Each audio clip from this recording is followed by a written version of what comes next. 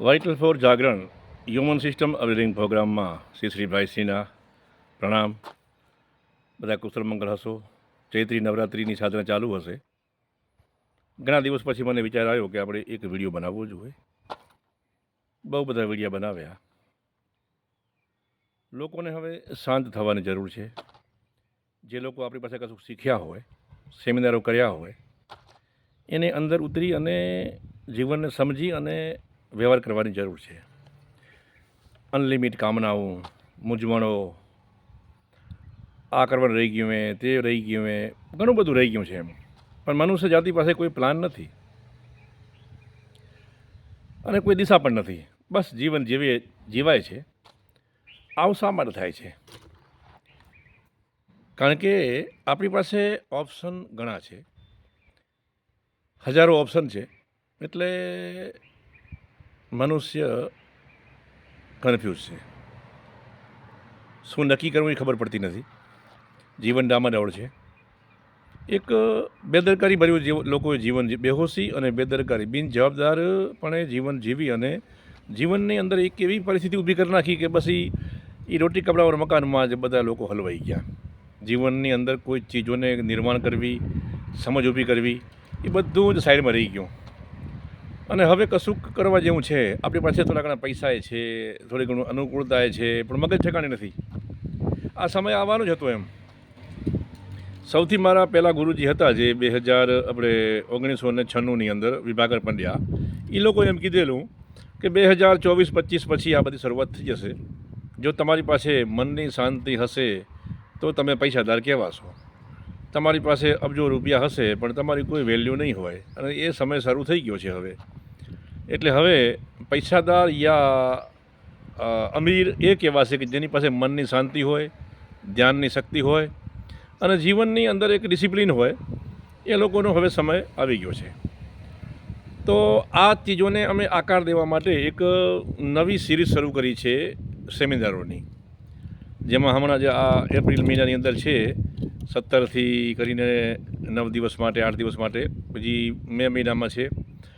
લગભગ રિસ્પોન્સ કેવો મળે છે એ પ્રમાણે જોશું તો આપણે મહિને 2 મહિને એકવાર એક સેશન લેશું, બેચ લેશું. અને 11 જણાની એની મેક્સિમમ સીટ છે. આમાં એવા લોકો આવી શકે છે કે જે લોકોએ પોતાની એક જે ભેડચાલમાં નથી હાલતા, ગાડેરિયા પ્રવાહની જેમ નથી ચાલતા અને જીવનને વ્યવસ્થિત સમજવાની કોશિશ કરે છે અને પોતાની પાસે એક ખાસ મકસદ છે. પછી પોતાના ઘરની અંદર 40-50% જેવી એની સ્વતંત્રતા છે એમ. જો પાણીએ પૂછીને ભરવું પડતું હોય, પીવું પડતું હોય, જો એવા માણસો જો ઘરમાં રહેતા હોય તો એ લોકોનું તો આમાં કામ જ નથી એમ. તો મારી પાસે ઘણા બધા મેસેજ આવે છે, ફોન કોલ્સ આવે છે. જો કે હું ફોન નથી ઉપાડતો હમણાં. ઓડિયો મેસેજ લખીને મોકલે કે ભાઈશ્રી મારે આ સેમિનાર કરવો જોઈએ કે ના કરવો જોઈએ. તો અમે એક ઓડિયો બનાવી રાખ્યો છે, તારાબેનને આપેલો છે કે ભાઈ કોઈ પણ આ એડવાન્સ વિપસ્સના માટેની કોઈ પૂછપરછ કરે તો આ એમને એક ઓડિયો આપી દેવાનો અને પોતાની જાતને ચેક કરવાની કે ભાઈ આપણે શું કરવા જેવું છે, આપણાથી થાય એવું છે કે નથી, વગેરે વગેરે વગેરે. તો મારું એક નમ્ર નિવેદન છે કે તમે તમારા જીવનના પ્રભાવો, આજુબાજુની પરિસ્થિતિઓને તમે મેનેજ કરો, જુઓ અને સમજો અને જીવનને આકાર આપો. ઘરના દરેક સભ્ય છે એ કોઈ પણ સભ્યો પરિસ્થિતિમાંથી છૂટી શકતા નથી.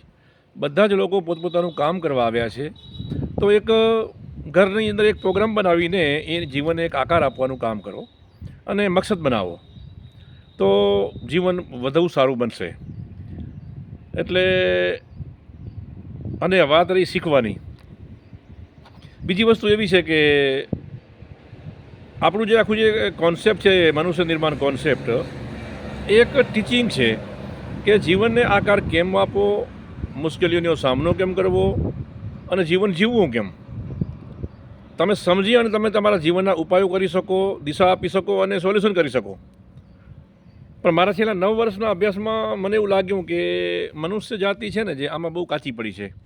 અને આમાં કાચી પડેલી છે એટલે જ આ કથા, વાર્તાઓ અને આ બીજી બધી વસ્તુ ફૂટી નીકળી છે.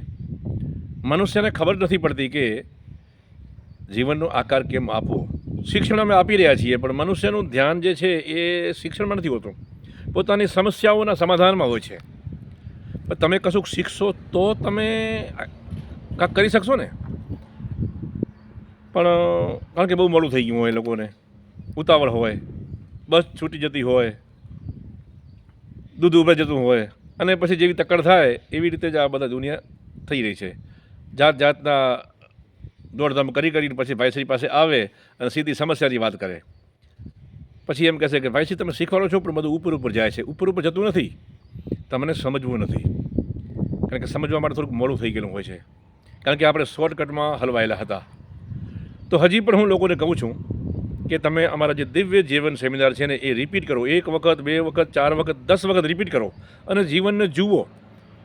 તમને રસ્તાઓ મળશે અને બેસ્ટ રસ્તાઓ મળશે. તમે શોર્ટકટ ના શોધો. કારણ કે મને છેલ્લા 8-9 વર્ષના ઓલા દરમિયાન લોકોએ જે સમસ્યાઓના સમાધાન માટે જે મારો યુઝ કર્યો છે ને, જેમાં મારી ઘણી બધી ઉર્જા ખર્ચાઈ ગઈ છે. એટલે અત્યારે હું કોઈ ઘણા વિડીયો નથી બનાવતો, સેમિનારો માપના કર્યા છે. એનું કારણ શું છે કે મારું ધ્યાન મારામાં છે. કારણ કે મને લાગી રહ્યું છે કે લોકો મારો મિસયુઝ કરી રહ્યા છે. એટલે હવે અમે લોકો એવા માટે છીએ કે જે લોકોને જાગવું છે, જીવનને આકાર આપવાનો છે, અને ખરેખર જે શીખવા જ માગે છે એ લોકો માટે વેલકમ છે. અને મારી અંગત સલાહ છે કે તમે દિવ્ય જીવન, એક શરૂઆત અને અહમ બ્રહ્માસ્મિ, આ 4, 5, 10 વખત આના સેમિનાર તમે રિપીટ કરો અને જુઓ જીવનમાં કેવો બદલાવ આવે છે, અને સમજો અને જીવનને આકાર આપો. તો હવે એપ્રિલ મહિનાની અંદર 17 તારીખથી લઈને જે સેમિનાર શરૂ થાય છે, એડવાન્સ વિપસ્સના, એકચ્યુઅલી એને અમે નામ શોધ્યું, અમને કોઈ નામ મળ્યું નહીં. અને જે બજારમાં જે નામ ચાલતા હોય ને એ નામ અમને નાખવાનું હતા, અને પાછું નામમાં લોકો હલવાય. એટલે અમે એને એડવાન્સ વિપસ્સના કીધી. એકચ્યુઅલી એ નામ પણ એક પ્રોપર નથી, પણ છતાંય એ વધુ સારું છે.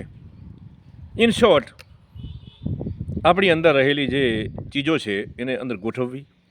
ગમા, અણગમા, ચાહત, નફરત, સ્વભાવ, ઈચ્છાઓ, કામનાઓ અને આપણી નબળાઈઓ અને આપણી એક લિમિટેશનો, બધી ચીજોને ધ્યાનમાં રાખીને આપણે શું કરી શકીએ એમ છીએ એ કરી અને એને જીવનમાં કેમ એપ્લાય કરવી, મગજ સાથે એને કેમ જોડવી, આપણી ઉર્જા સાથે કેમ જોડવી, પ્રાણ સાથે કેમ જોડવી, અને એને વ્યવહારમાં કેમ લાવવી, એના માટેનો આ એડવાન્સ સેમિનાર છે. એટલે લગભગ આ જે પહેલી જે બેચ છે એમાં તો નામ પૂરા થઈ જ ગયા છે, અને આના પછીના જે મે મહિનાનું છે એમાંય અડધા બુકિંગ તો આવી જ ગયું છે. જોઈએ છીએ કેવો રિસ્પોન્સ મળે છે. ધન્યવાદ. પાછા ફરી મળશું. આવજો. ખુશ રહો, મોજમાં રહો.